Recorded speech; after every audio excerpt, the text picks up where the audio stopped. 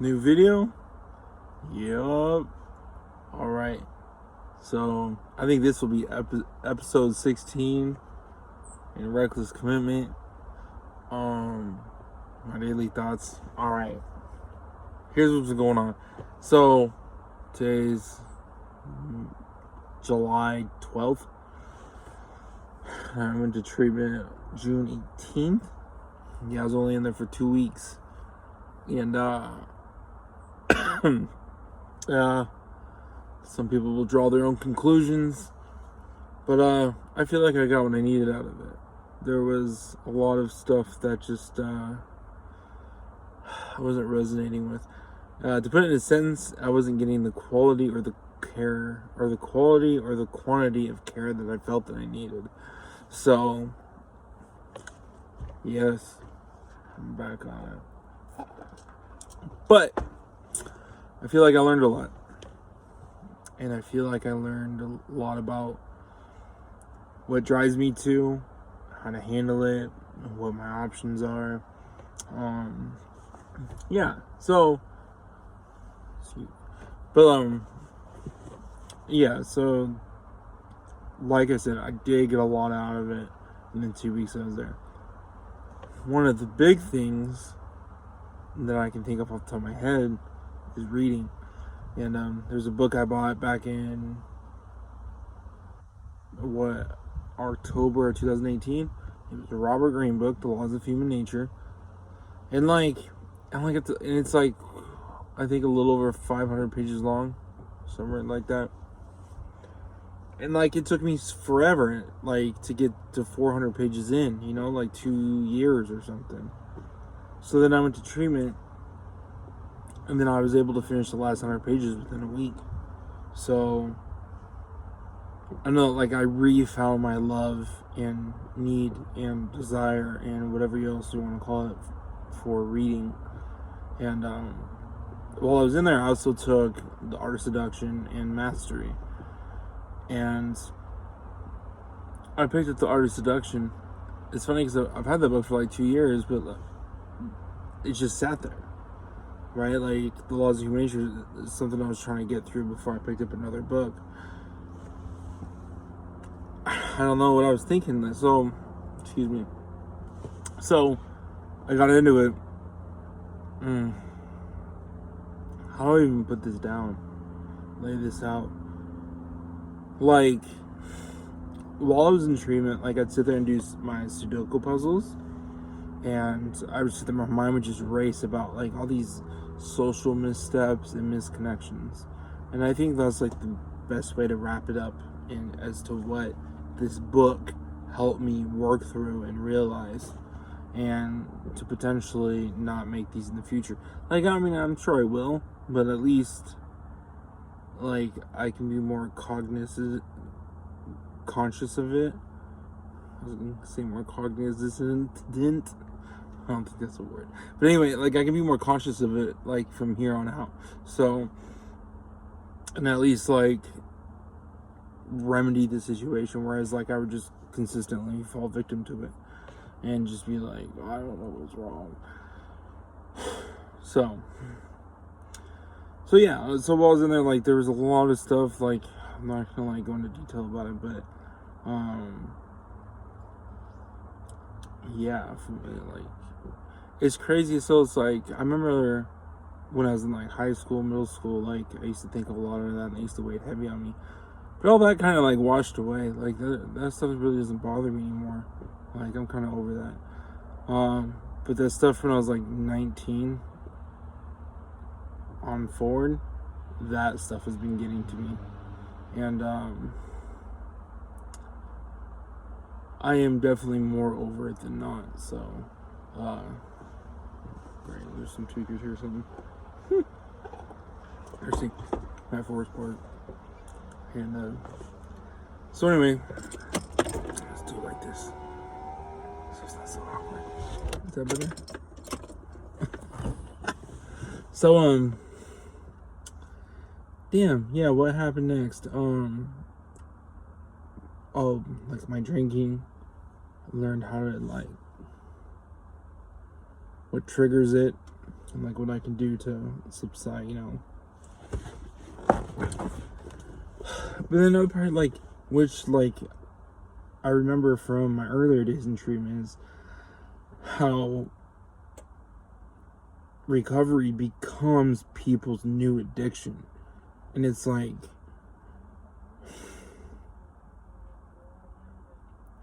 I don't know if I want to live my life like that. Like, this just, oh, I think this dude's crippled. Here I was, like, fucking totally judging.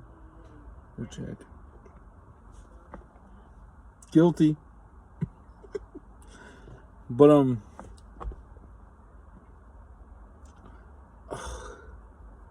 it just seems so brainwashing. I know some people are like, well, maybe I need to be brainwashed because of, you know, where I've been. And it's like, yeah, I can see where you're like that. Where it's like, I don't know, like, I've always had, like, this internal,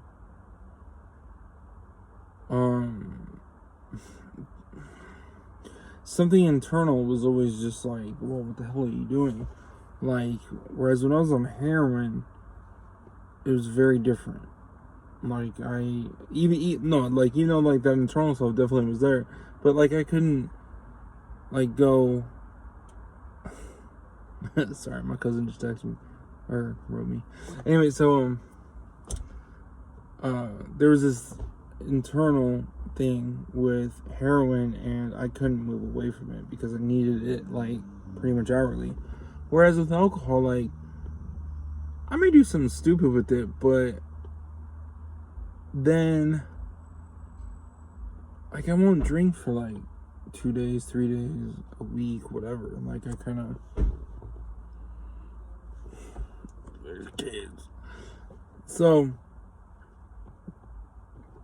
I don't... It's... Like, don't get me wrong. Like, it would be ideal to be completely removed from it. Like, and which is which I was seeking. Right?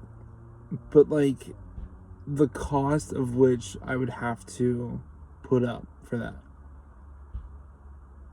Constantly going to meetings, missing out on whatever, like the social event. Like, not that I'm against it. Like, I don't think I'm at a definitive point. I think that's what I'm trying to say right now. I am not at a definitive point. But, like, so I still have this tug of war thing going on. Heroin, I absolutely cannot mess with it. Cannot do it. It's not can't recreationally do heroin. Yeah, can't do it, right?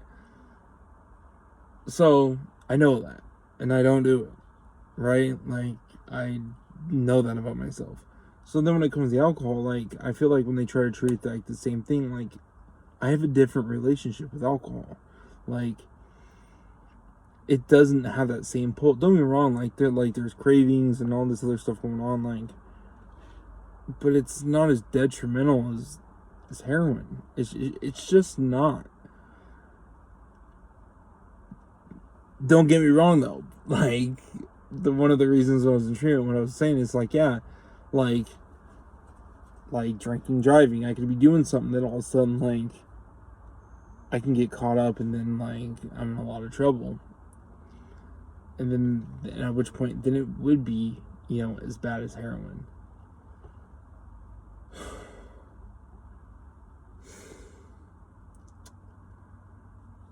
How do I put this simply?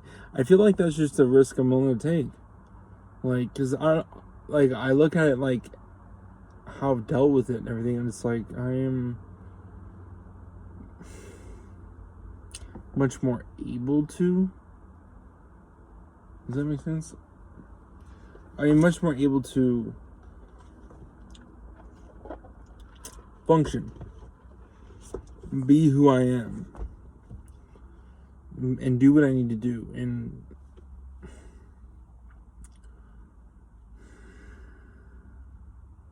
I don't know. Like, I was in treatment, like even when I was in treatment, I saw some guys leaving, and they were struggling with it. They're like, well, why can't I just smoke weed? Why can't I just drink? Like, you know, I'm not doing heroin or meth or fentanyl or whatever the fuck else they're doing. And I think they're right, but the counselors, I feel like they have to push this agenda that you can't do anything. I mean, they say, yeah, it's definitely possible, but why risk it? You know what I mean? And it's like, how do you argue with that? Like, I don't know, I feel like it became more of a point for them to be right than to agree with the possibilities of what each person can function with. So at that point, it becomes skewed, and like, you know that, like, you can sit there and be like, yeah, you got a point, but then like, you're gonna go to bed that night and you're gonna sit there and think about it and dwell on it. You're gonna be like, but you start seeing from their point of view that they're not able or willing to not negotiate, compromise on the thought process.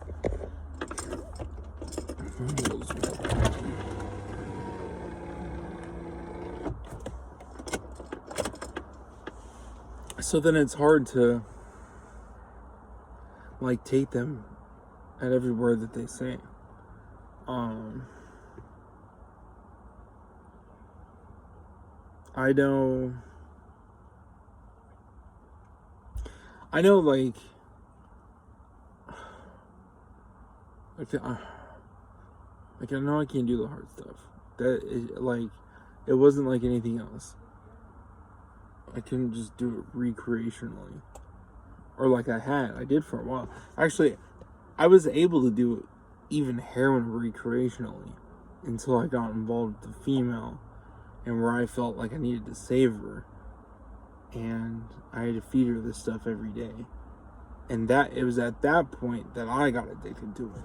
So, like, it was like, could I? But like, I don't know. But anytime I do it now, like, it just draws up such bad memories, because I've used a couple of times in the last 5.5 years since they controlled my day-to-day life. And in those times I did it, like, I was just like, this is gross. Like, I don't know. I can't emphasize enough, like, I just have a different relationship with alcohol. So anyway, moving past that, got out of treatment, and now I'm trying to finalize my divorce. I have it's about a month, August 18th. Then at which point I was gonna move to Texas. So, what to do? I don't know what I'm doing with myself right now. I have no idea. Kind of just day to day with it. Like today, went out, washed the truck, got pho, went and read my book a little more, Robert Greene. Drove around some more. I was like, margarita. Sure. So I just pulled over, got one, 2, 3. Goodness, I don't know. And then what? Saw the soon-to-be ex-wife. What? 2 days ago?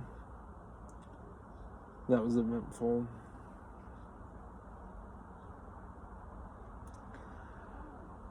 I think one thing I learned, so I don't remember if I mentioned in the beginning of this video, but like, there was an episode 13.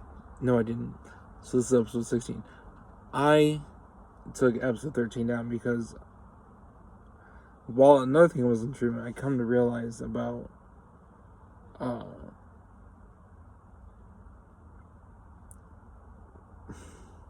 what happened between us, everything that happened between us, and like, not to feel shame about it, guilt. Like, I learned the difference between guilt and shame. Like, guilt is like, yeah, you do something bad, like, circumstantial or not, like, you feel bad. Whereas shame, it's like, yeah, like, you damn well knew better, but you still did it. Like, guilt is, yeah. So anyway, anyway, that's how I internalized it. And I came to realize, I was like, yeah, I don't feel guilty. Like, and I felt like I was consistently trying to, like, justify my actions and whatnot. And I think I'm just at a point where it's just like, you know what? I stand on it, like, where I was, and that's it. So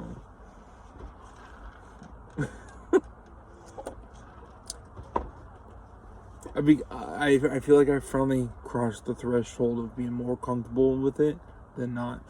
And that was 5 years ago. So that's that. And what else?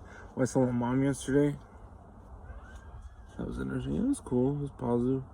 Nothing crazy. Just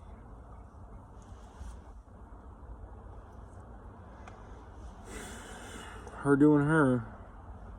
I think I took out I brought her some barbecue. She's at the park. Beat us a little bit.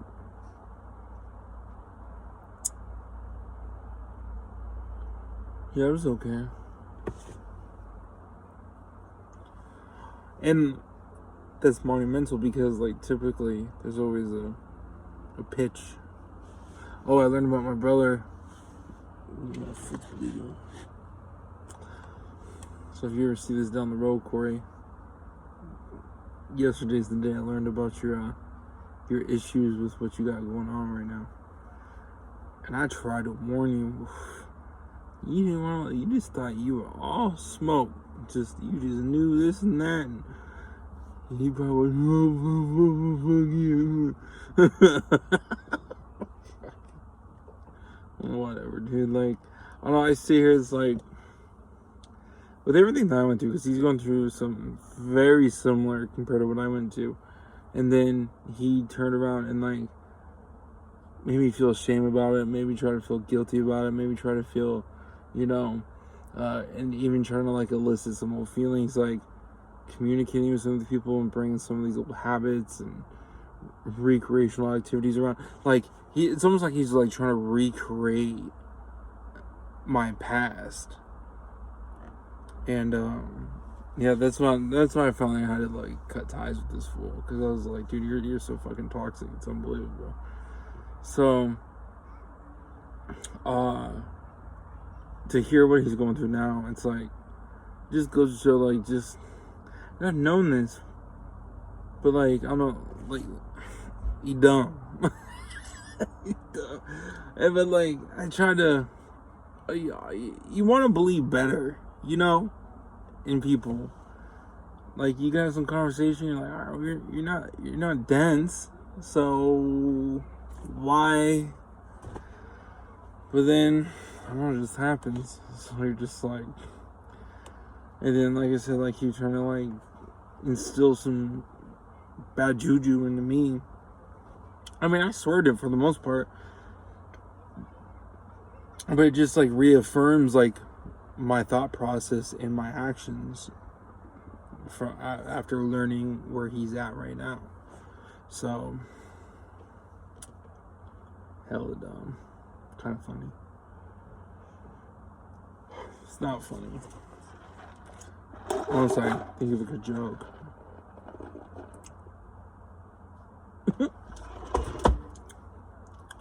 I shaved. I don't like being. I need the beard, bro.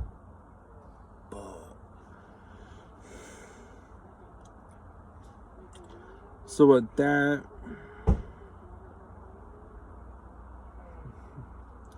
he's doing his thing. My grandma, she sent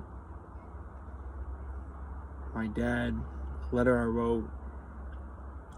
I don't really know what to make of that. You know what? Like, one thing I learned about reading these Robert Greene books and whatnot, like, no one has, like, an emotional stake in you when you just feel indifferent to shit. And that's where I feel now. Like, I just feel okay.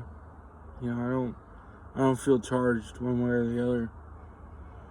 So I learned by sending that letter that's what I would get. Or at least that's what I was hoping to get. And honestly, yeah, that's where I stand. I don't like how it could affect the ripple effect it can have. That's what I'm kind of like about. But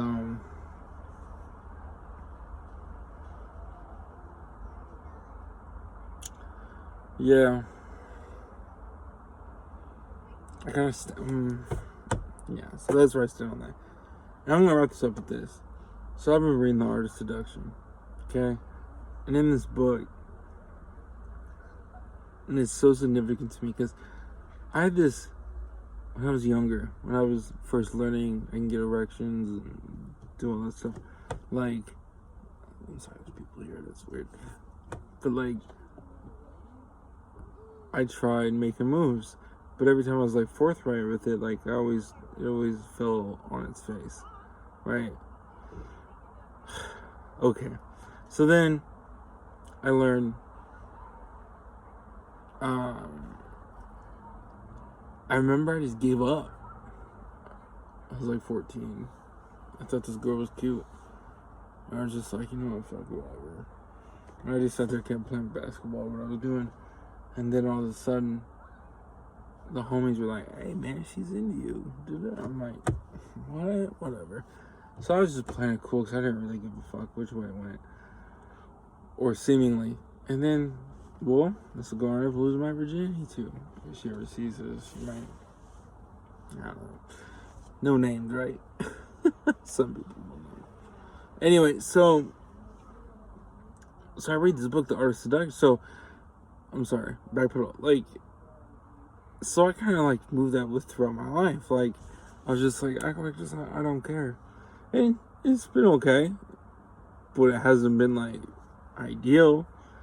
Because the truth is, The Art of Seduction, what it taught me is not what I was taught or what I learned on my own. I forget the point I was trying to make. But, like I said, social missteps and misconnections. Like, I look back now and I'm like, huh. Damn. And like, how many people did know what they were doing, how to do it. And that was another thing. I was just like,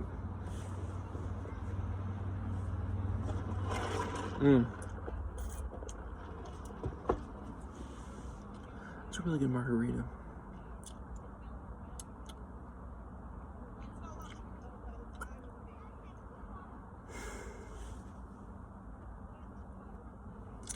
Yeah. What else? So, yeah, I know that book. That book taught me a lot. Is that still good? That's fine.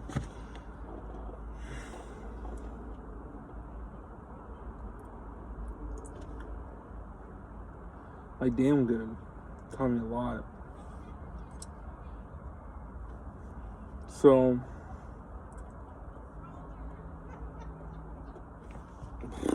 shit, I don't know what to say. I think I'm pretty much at my end right now. I'm probably gonna take a nap. Till I do what I do next. So, yeah, well, thanks for listening.